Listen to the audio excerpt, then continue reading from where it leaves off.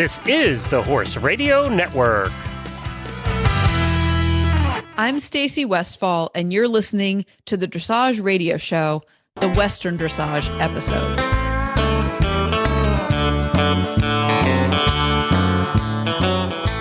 Today, Joanne Coy joins me for both the judge's view and the trainer's tip. In the judge's view, we discuss the value of showing to well-trained judges and how the high level of training that judges receive is actually a benefit to show competitors. In the trainer's tip, we discuss the value of understanding how each particular horse processes or thinks and how we can see that during groundwork. But before we get to that, I have Diney Swanson here with me to discuss how Western Dressage competitors could be eligible to win a saddle. Each week, you carefully plan out your horse's training schedule. You work with your trainer to fine-tune his flat work. You school through grids to perfect his jump and set up multiple courses to educate your eye. You enjoy long hacks to keep his mind fresh and body strong. Show day arrives.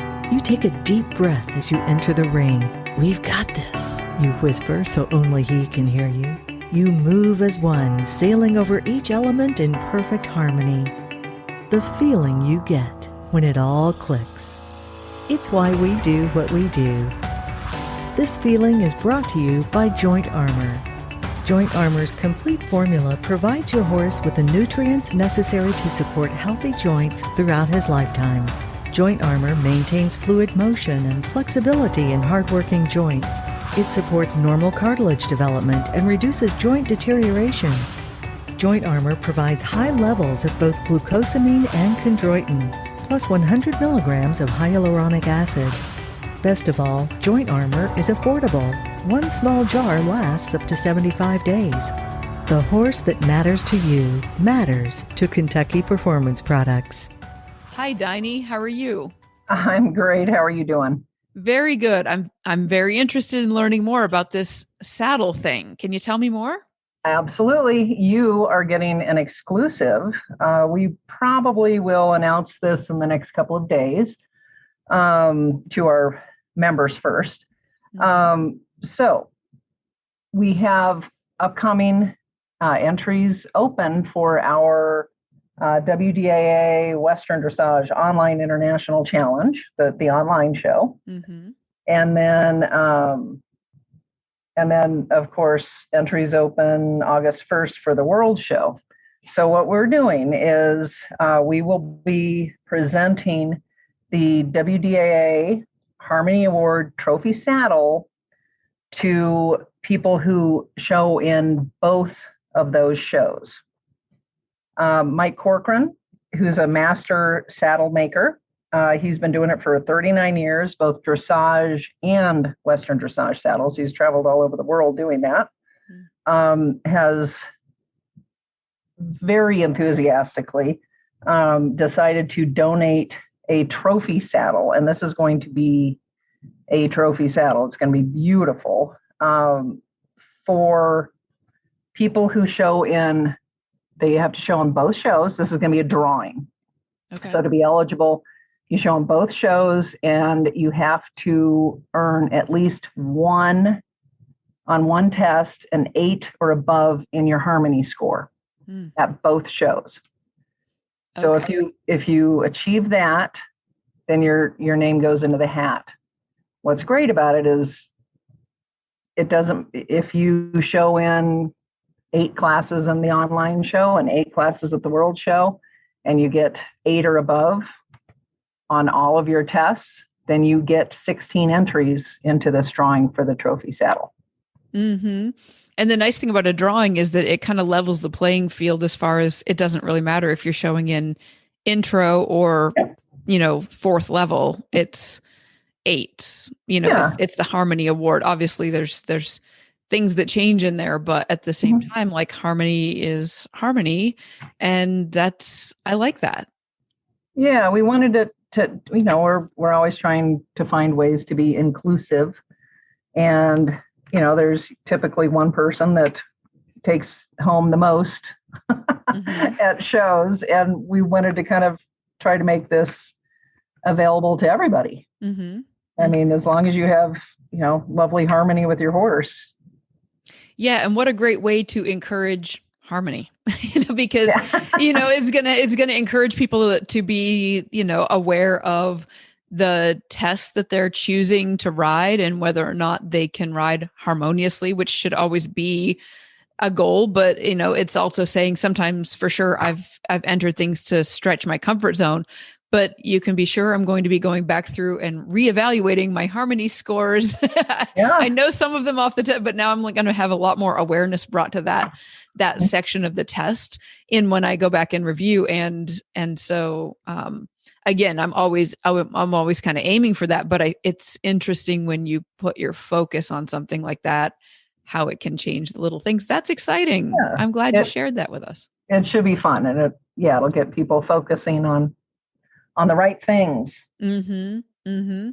Well, that will be a exciting development, because when you're done with the international, like anybody who enters that online show will then know what, what they've gotten for their scores, and that before they even open for the world show. So my mind is immediately going like, okay, how does this work? How does this, like, what horse? Yeah. My mind is off doing calculations now. So good. We will do the drawing the last night of the show. At the world show last night. Yeah. At the world show during the award ceremony. Nice. So it should be, and the saddle will be there, and it'll be lots of fun. I can't wait to see the saddle. Mike is really excited. It's going to be quite fancy. Very good. Well, thank you for sharing that with us today. Sure. My pleasure.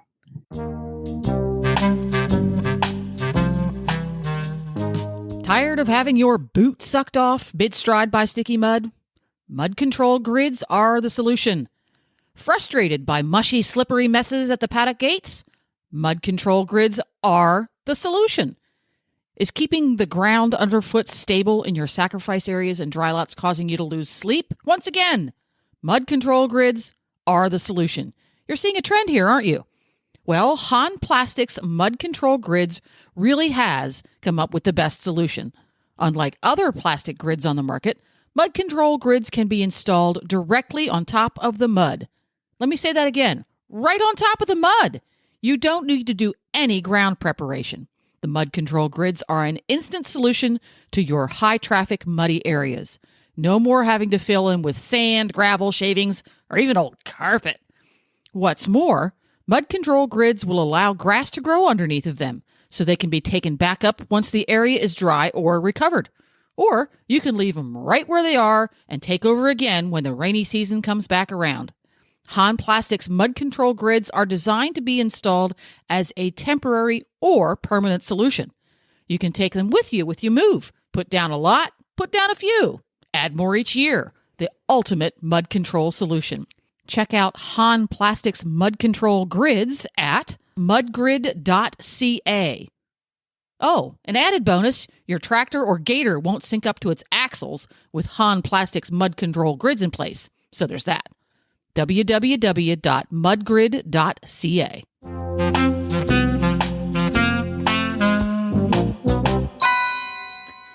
Joining me for the Judge's View today is Joanne Coy. Joanne is a lifelong student of the horse with a varied background in all things horsey.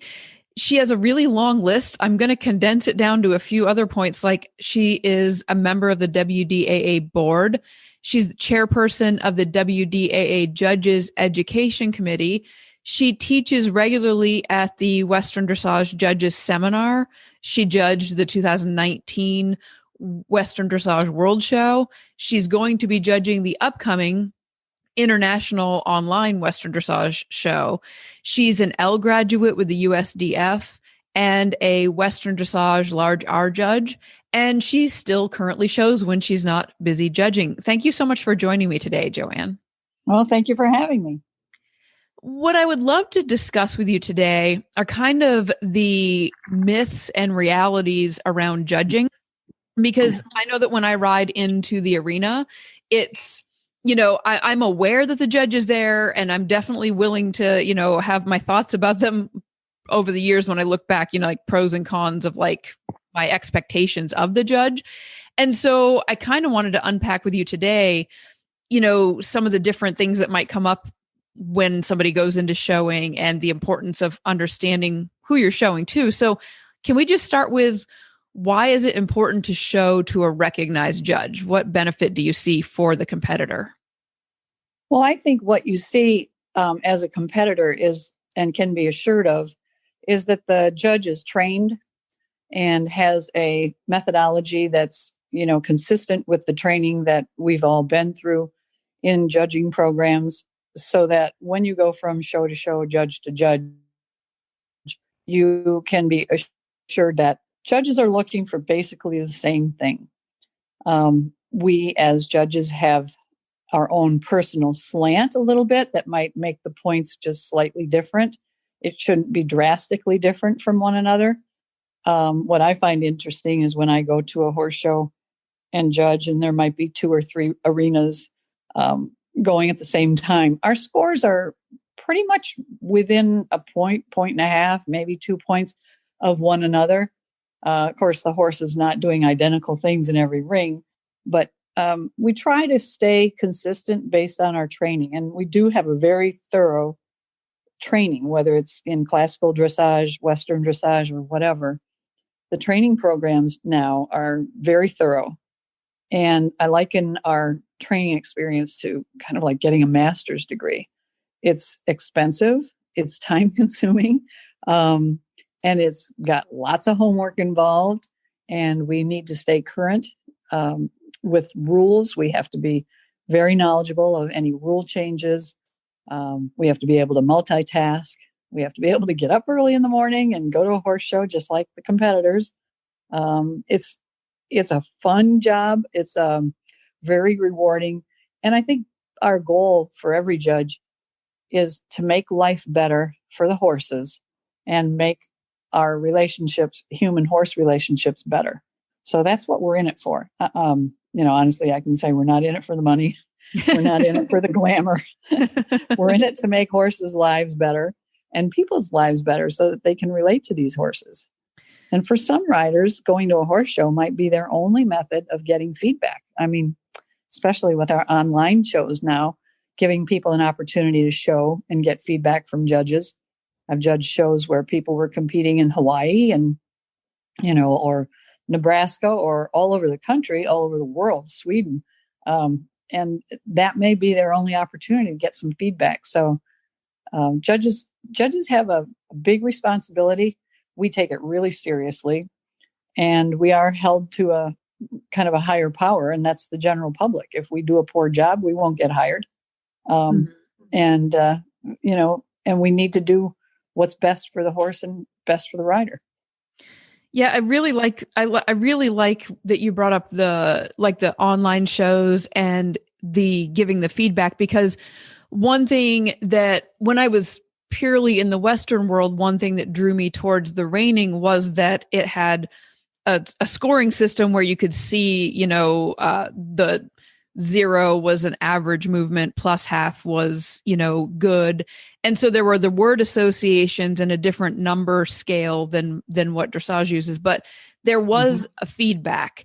When I found dressage and started doing both traditional and Western, I was blown away with the amount of feedback, because when I go back into the reining world and I say to a Western rider, you really should try this. Look at this, look at this test. Look at this, the feedback that I get on the test. They're always like, wow, that is a lot because we're just impressed that we get to see the number, like the equivalent of like the number of on the movement. But the detailed feedback is beyond anything that, we experience in the other realms. And so I think dressage has an advantage to going into the online world, because that level of feedback is very valuable to the person who is. Yeah, exactly. As a judge, when the participant enters the ring and salutes, for the next 5 minutes, our eyes are not off of you. We have a scribe. So the scribe looks down, but we're looking up and we're watching your every move so that we can give you feedback on how you're balancing your horse, whether or not your horse is straight, whether he has impulsion, and is learning self-carriage and can move up the levels so that he can become the best athlete that he can possibly become. And not everybody is a, Michael Jordan or a supreme athlete, but we try to make sure that your horses have a chance at becoming the most efficient they can be. And I feel as a judge that prolongs horses' lives, and I think it makes them useful. And there's nothing more valuable than a useful horse. They won't end up in a kill pen. Mm-hmm. Exactly. Now, I attended the 2019 judges school because I just wanted to understand more about the discipline itself. And that was kind of my first glimpse into what it took to become a recognized judge. And again, I wasn't trying to become a judge. I was just trying to become educated. But wow, there is a lot. As in, like, I was just emailing with somebody the other day and asking if they were going to be showing at the World Show this year, this upcoming one. And they were saying they were probably going to be there as an apprentice. And that still, to me, is like, wow, that is a huge commitment. It's a huge commitment to go show at the World Show for the financial output. So when I turn around and put it in my mind that somebody is paying a lot of the similar expenses of travel and lodging and all of that to go down there as a piece, just a piece of becoming a judge. Can you outline just a little bit of that so that we can understand a little bit more about how much work really is going into this? Right. In order for a person to call themselves a Western Dressage licensed judge, they have two licenses they can go for. One is called the small R, which stands for recorded with United States Equestrian. That's the first door into becoming a licensed judge. That's the lowest level, small R. And in order to do that, a person has to attend the judge's seminar within a 3-year period of time before they start the process. So that's really their first thing that they do. What you went to in Colorado for the judge seminar, that's the first thing. They have to pass a written test and achieve an 85% or higher before they can be thought of as a possible small R judge. They have to attend license competitions, and a total of 3 license competitions, and apprentice at some license competitions. They can get credit for 2 license competitions by going to the World Show, the apprentice program, which I teach or co-teach with Cindy Butler this coming fall. And they have to apprentice with judges a total of 60 rides. They have to watch 60 tests, 20 in intro, 20 in basic, and 20 in level 1. When they get all of that done, then they also have to evaluate rides online, a total of 15 rides online, and then be scrutinized as to how they evaluated those rides. And they have to pass that examination. Then they can be called a recorded judge. Well, all of that takes a lot of time, a lot of travel, a lot of expense, because they have to go from show to show and sit with judges. They have to ask the judge ahead of time for permission to sit with them. They sit outside the judging booth. They bring their own scribe, and they apprentice at a horse show. You may have seen people sitting outside the judge's booth with another table and a scribe. And then they, when they're done at the end of the day, they sit down with the judge, the presiding judge, and they go over their scores. And the judge then fills out an evaluation on how they did. And that becomes one of their pieces of their application process to become a recorded judge. So that's a lot of time and effort, but it also helps for them to become more fluid at judging, more fluent in the language that we use in judging, because it is kind of a whole new language. Because it gives them the opportunity to, kind of get their feet wet in judging and see if they like it, see if they're up to it, and how well they do. So that's just the first step. Wow. In becoming a small R judge. Then if they want to go on to a large R status, which is the large R stands for registered, then they're registered with the USEF in Western Dressage. That's a whole new level of competency. they can't even apply once they get their small R. They can't even apply for their large R until 3 years. Until 2 years have passed. And during that time, then they have to go and judge at shows at which they're hired as a small R. And then they continue their education, and that education brings them up into level 2, level 3, and level 4 judging. So small R judges can't judge the higher levels. The higher levels can only be judged by large R judges. So you've got a lot of competency in judging the higher levels. They've gone through a lot of judging before they get to judge the higher levels in Western dressage. And the classical dressage or English dressage has similar rigorous training programs, even, in some cases, even more rigorous, because there's some riding components involved before you can move on up to a large R status. So, yeah.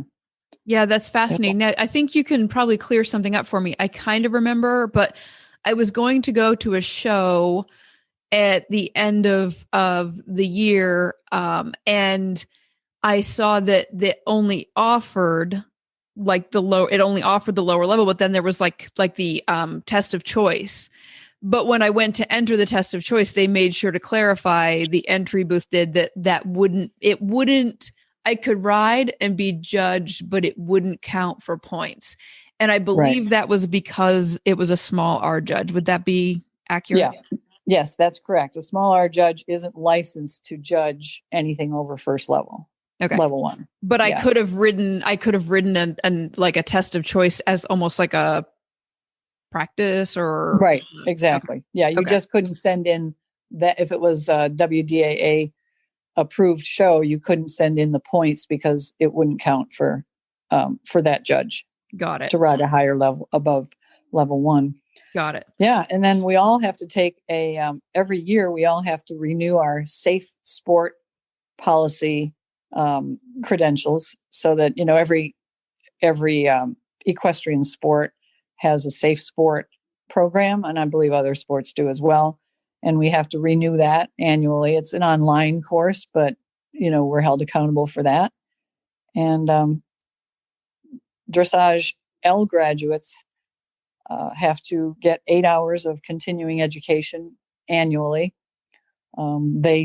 They don't have to go to a seminar every 3 years, but they have to get 8 hours of continuing ed, which can be gained from sitting with licensed judges or attending seminars or doing some online classwork. And so, no matter what your licensure is in, we're held accountable, not just to the public, but to the organization that's granting us the license. And in the USEF, what used to be USEF is now called US Equestrian. They hold us to a high standard.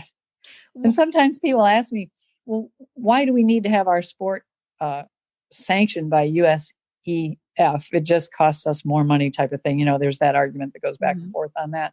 And to me, it's important because they have the standards set so that you can be assured that when you go to be judged by these people, they're held within those standards. Mm-hmm. Yeah. Yeah.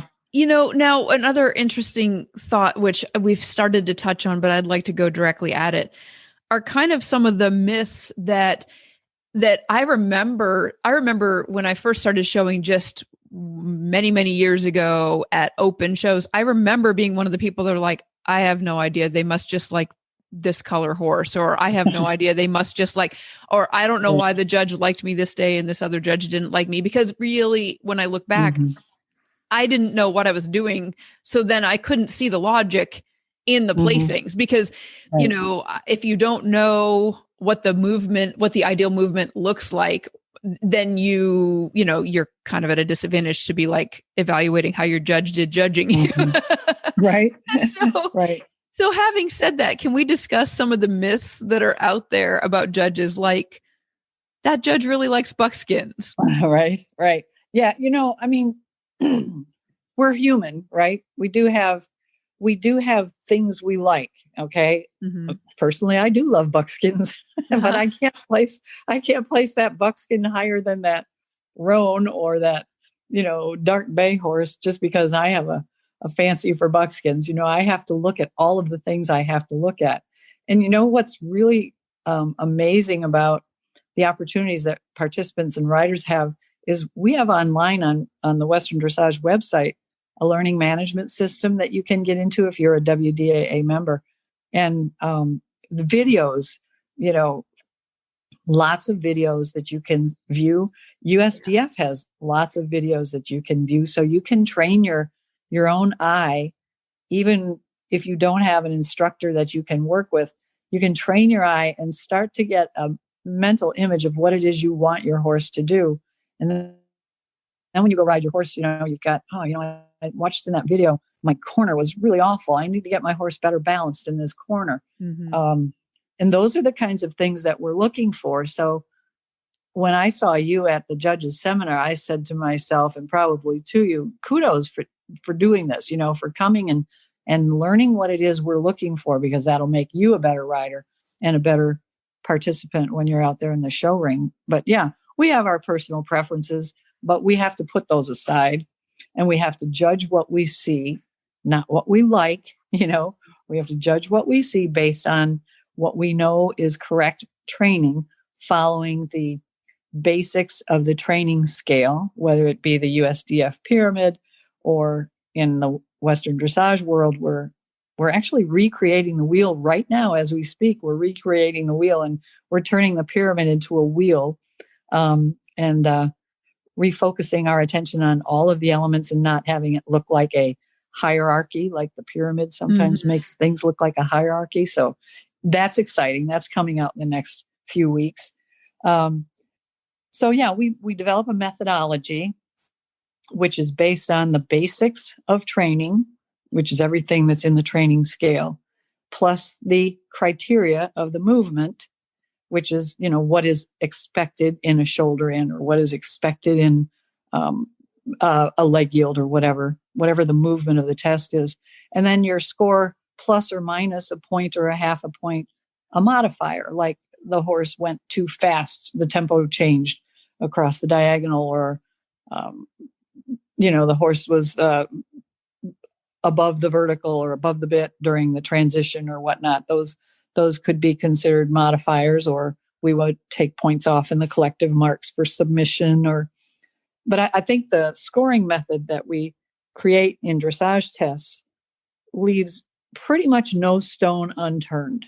There's not much. If you really look at the directives of the test and you look at your scores and hopefully the judges' comments, it'll clarify for you where you can improve and where you excelled. And I think judges make a really good effort at covering both. We try not to be hypercritical. We try to be complimentary when we see good things. We try to be constructive when we see things that need improvement. So that if you look at your test, and I always recommend you look at it like a little later, if you're not happy with your ride, look at it a little later.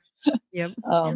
And then you'll learn from it, So right now we're developing new tests for 2022. They're in the writing stage right now. It's a lot of work. We have a few individuals who are really responsible for the writing of the tests, and they put a lot of thought into it. They themselves are horse trainers. They know what helps to make a horse better. And we have the graduation of each level, so that the horses can get better and better with the help of the direction of the levels. So yeah, it's a lot, and a lot of this stuff is done by volunteers. Yeah. I mean, we're all doing this because we love horses, and we love everything about them. We love everything about the people who love them. So yeah, it's kind of an amazing passion. It is. And it's an amazing group of people. And I think I'll wrap up this part of the talk with read your rule book. Yeah. Read the rule books, understand it from the judges, point of view. I mean, it has judging directives. There's a lot of information in the rule books, and that is why I wanted to go to the seminar. I think the one thing I've learned over the years of being in the horse world is if you understand it, you're just going to be ahead. And so That's what I'm going to close with. Read your rule books and thanking you for this segment. But I'm also excited that you've agreed to change hats and come back for the trainer segment. Does that sound like a good thing to do now? Yes. We'll take a little break and then we'll come right back and we'll have you put your trainer's hat on and give us some tips over there. Sounds good.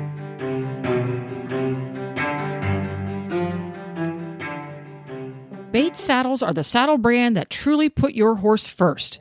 Enjoy comfort, optimal balance, and seamless contact with your horse, leaving you free to concentrate on your aids. Bates saddles offer you many features you don't find with other saddle brands, including the external FlexiBlock system, which is anatomically contoured to your leg, allowing it to ride in behind the block and support your individual position for maximized comfort and security. An adjustable ergonomic stirrup bar, which allows effortless rider alignment to be achieved by altering the position of the stirrup bar, enabling you complete control over your preferred leg position. Many styles are available, including the new Bates Dressage saddles, the Bates Victress show jumping saddle, and the Bates Advanta eventing saddle. It is the official saddle of the United States Eventing Association. You can learn more about Bates saddles at batessaddles.com. That's batessaddles.com.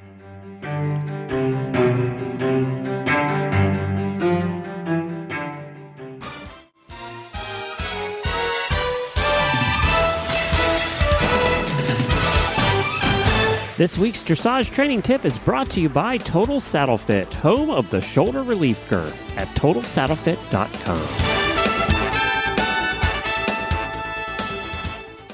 Well, we're back, and Joanne has agreed to change hats and come in as the trainer. And so what I'd like to do, Joanne, is to ask you if you had one piece of advice or one thing that you were going to recommend to Western dressage riders, what would that be? Well, that's a really good question. I think one of the things that I spend time thinking about when I'm working with my horses or my students' horses is I like to know how they think. I'd like to assess fairly early in my handling of the horse or relationship with the horse, how do you process things? And when I assess that, is generally when I'm on the ground. So I do a lot of groundwork with horses. When I take hold of that lead rope and we're forming a partnership, I want to give them the opportunity to tell me, Joanne, this is how I process things. Mm-hmm. And I want to honor that horse's way of processing things and not overstep their thought processes to make their thoughts more mine than theirs. For example, when I'm handling a horse, I might ask them to do something just a little bit challenging, like to walk over a plastic tarp. Not really many horses' favorite activity, but it gives me a chance to see how are you going to handle that. Now, I would not lead them over the tarp. I would stand at the corner of the square of the tarp and allow the horse to focus on the tarp and maybe eventually put his feet near the tarp. And I don't badger him to get moving over the tarp because it's not about the tarp. It's more about how are you handling this? What are your thoughts on this? And where are your feet going to go? And let me help you direct your feet so that together with your feet connected to your brain, you can handle this challenge without me making it a terrorizing activity. Once they have a chance to think through it, then it becomes a non-issue. But if you handle it poorly, it becomes about the tarp. Mm-hmm. So, yeah, that's funny. As you're saying that, I was leading Presto, my big young, thoroughbred draft cross up to the trailhead, and my neighbors were teasing me because they see me ride up there all the time, and they were like, "You lead that horse an awful lot." And I said, well, this is a really exciting road. I actually do ride him once we get up off the road and onto the trail. But I'm aware that the weird things, like yesterday, there was a paddle boat on the little pond, and he'd never seen the paddle boat.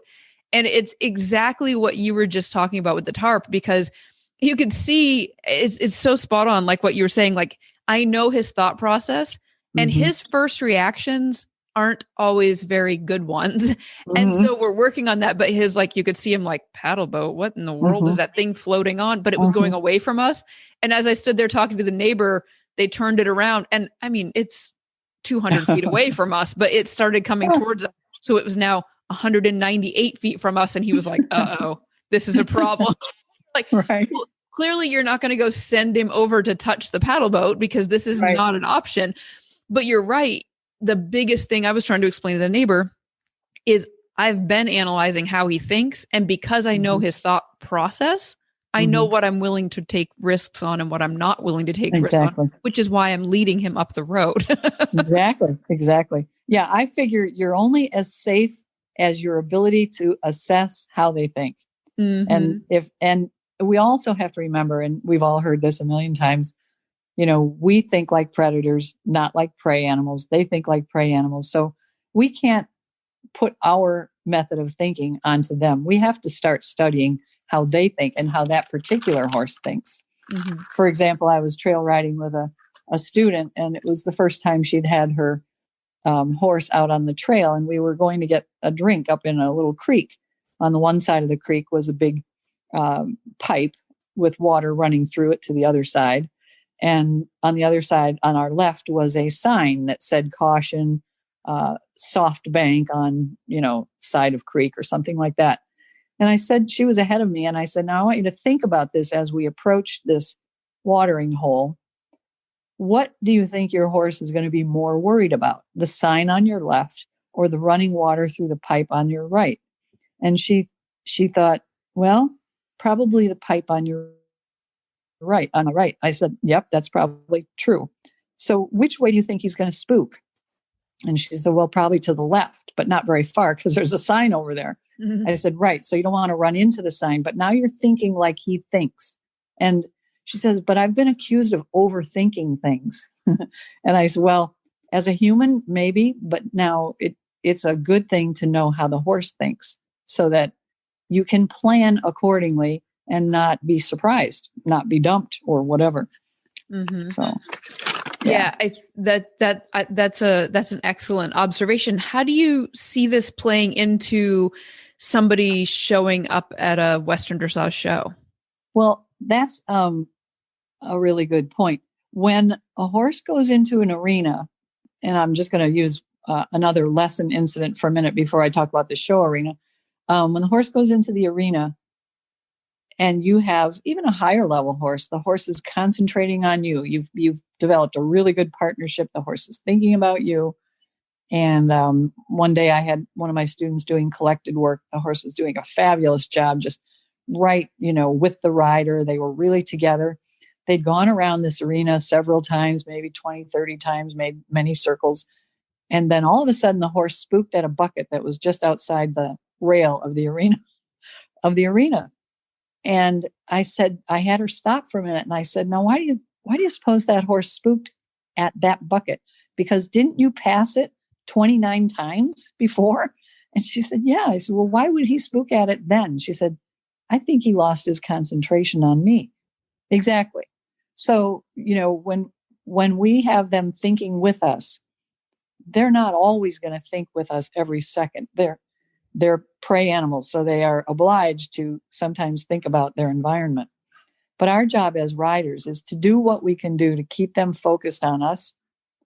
And once you know how, the attention span of your horse, how your horse thinks better, then you'll figure out ways to refocus them. Like I was a classroom teacher for years, like kids in the classroom. Okay, kids, focus on me now. And that's kind of what you have to do with the horse. Whatever method you use, whether it's a squeeze of your ring finger or a bump with your leg or whatever it is, when you feel that you're losing that focus, you realign their thinking so that they don't spook at the geraniums outside the show ring or the kid that walks by with balloons right when you're passing B or E in the arena. You can somehow say, oh yeah, balloons, that's probably not going to work for me. And so you work a little harder at getting your horse's focused attention at that moment. But yeah, if you know how your horse thinks from having developed that sense on the ground, it transfers to under saddle. and it makes life much better. And it's like the most important thing, I believe, that keeps you safe and keeps you in sync with your horse. Yeah, I totally agree. And I think it's interesting because there are so many times that people think more of the traditional like thought process that leads to spooking and reacting. And yet I can remember showing my bay mare Gabby at the World Show in 2019. And she tends to be a horse that when she starts feeling a little bit overwhelmed, she actually kind of slows down. And I know this about her. And unfortunately she had done some, like, we had dealt with like a soundness issue earlier in the year. So she wasn't as seasoned as I had planned her to be by the time I went to the World Show. But I took her and just adjusted my expectations when I was there.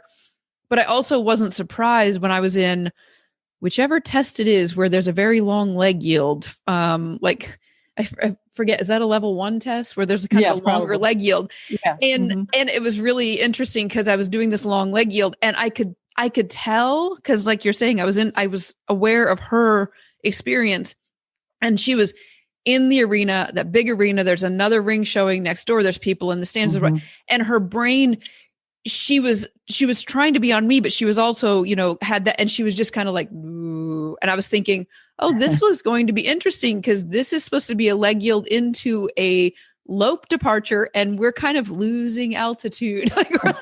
She's kind of, but I know that is her. And I know kind of how to step in and do it, but also just knowing that that's her it just makes it easier to be like, right. I am not doing something quote unquote wrong. Like this is an easy to anticipate problem, challenge, whatever you want to label it. And it doesn't mean that the use of my right leg is poor or whatever. It means she's kind of like, whoa, this is a lot going on. And she happens to be where my other mare would tend to be more amped up in that same environment. So it is interesting to recognize that they process differently, because the end result of what they do to express that is different. Oh yeah. I had one horse at the World Show, in the indoor arena at the World Show, the warm up is down at the end, and then there's 2 arenas next to each other. And there was a young Arab, one of the last horses of the day. And he had, not only did he have to come down the center line toward this booth or table with this person standing at the end, but he had to leave the herd, which was down at the other end. And he came down that center line, and you could hear him thinking, oh, no, I'm not coming down there. No, I'm leaving all my friends. I don't know what's down at the other end. And, they're herd animals. So do you blame him? No, of course not. And that girl just did a fantastic job of just keeping him focused as best he could on staying in the arena. I mean, was it a good test? No, the score wasn't stellar. But you know what? She did a fabulous job of inspiring him to think, okay, I can do this. You can almost hear him like the little engine that could. I think I can. and they made it, right? And I know afterwards I heard from someone else, just happenstance, that she was devastated about her ride. It wasn't stellar. And but I was so impressed, and I put it on the test. I was so impressed with her ability to just keep inspiring that horse to stay in the arena. That was the only thing she could do. Were her circles round? No, really many things went not so great. But the basic part of it, the horse stayed in. And did she, I'm sure she was very disappointed, but she also could be very proud of the fact that she helped that horse get through that. I love that. That's a big thing, knowing how your horse thinks, knowing that you're the one that can help him align his thinking so that he can be confident in your ability as the leader. We all hear about that leadership thing, and yeah, it's really important. I love that. Well, thank you again for joining me today. If anybody has any follow-up questions, Is there somewhere that you're active online or that you would send them if they have a follow-up question after hearing all this? They can find my contact information on the WDAA site and, email me, text me, whatever. Yeah. Okay. I'd be happy to answer questions or communicate with people. I don't have a website, but I do, correspond with people. Okay, very good. Well, I will definitely make sure that we put links to that in the show notes for this episode. And thank you again for joining us and sharing all of your knowledge in both areas. Thank you. Oh, well, you're most welcome. Always a pleasure. And I admire your podcast. I love listening to it. I have to tell you, I listen to it when I'm cleaning my barn.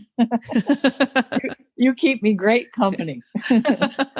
I do my best thinking when I'm cleaning my barn. I also do too. So that's good to hear. Yep. Well, thanks again.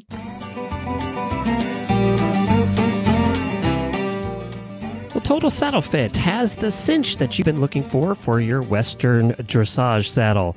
The shoulder relief cinch actually changes the position and angle of the billets to prevent the saddle tree from interfering with the shoulder.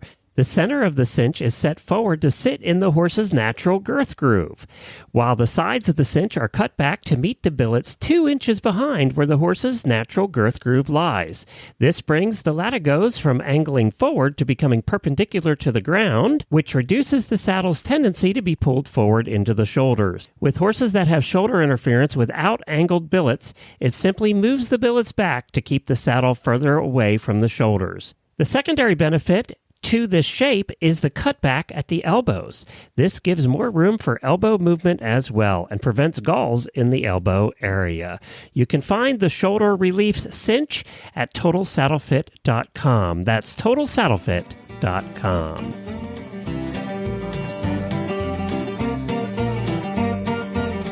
Thanks again to Diney Swanson and Joanne Coy for joining me on today's show. If you're interested in hearing more from me, I have a podcast where I teach people how to understand, enjoy, and successfully train their own horses. You can find that on your podcast player by searching Train Your Own Horse with Stacy Westfall. You can find our show notes and links to today's guests on the website, dressageradio.com. Like us on Facebook, just search Dressage Radio Show. And don't forget to check out all the other shows on Horse Radio Network at horseradionetwork.com.